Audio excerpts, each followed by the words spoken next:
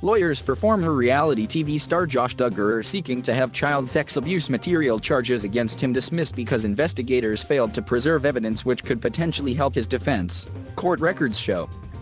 Duggar, 33, whose family was featured on the TLC reality show 19 Kids and Counting from 2008 to 2015, was arrested and federally charged in late April with receiving and possessing child sexual abuse material in Arkansas. Some of the alleged possessed material depicted the sexual abuse of children younger than 12, federal officials have said. Duggar has since pleaded not guilty.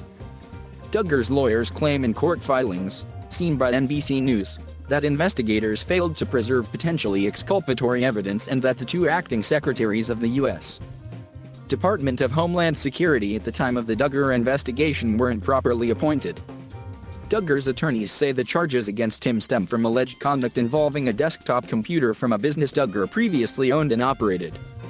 That business was a car lot in Springdale, Arkansas, according to the court records, filed Friday in the Western District of Arkansas of U.S. District Court. In November 2019, investigators with the Department of Homeland Security's Homeland Security Investigations Division, commonly known as HSI, secured a federal search warrant for the lot, court records said. While investigating, authorities searched 3 witness cell phones, one of whom was described as a person of interest, court records said. Investigators didn't find evidence of child pornography on the 3 phones, the filings said. The problem is that HSI may have not identified evidence of child pornography during the field examination of these devices, but failed to preserve other potentially exculpatory evidence, the filing said.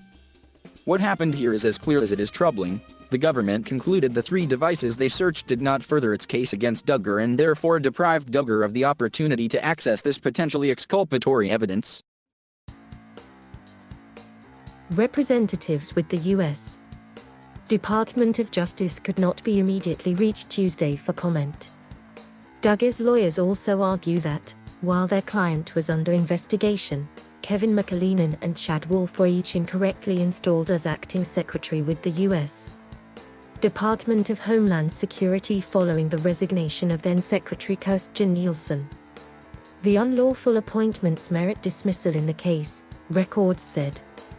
In May, Duggar was granted release from federal custody while awaiting trial. The conditions of his release included banning Duggar from speaking to his children without the supervision of his wife, forbidding the use of electronic devices and electronic monitoring. He must also live in a residence that does not have any children. Duggar has been confined to the home of family friends who agreed to be his custodian during his release.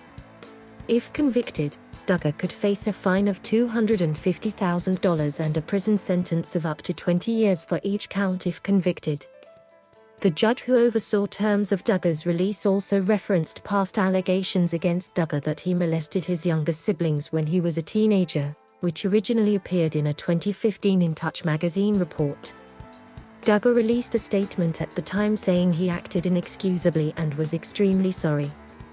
The Duggar family appeared to admit to the allegations in an interview with Fox News in 2015, with father Jim Bob Duggar telling Megyn Kelly his son touched the girls over and under their clothing as they slept, and that he was just curious about girls. An Arkansas police report indicated Duggar was investigated in 2006 when he was 18. He was never arrested or charged with any crime over those allegations. This story first appeared on NBCnews.com.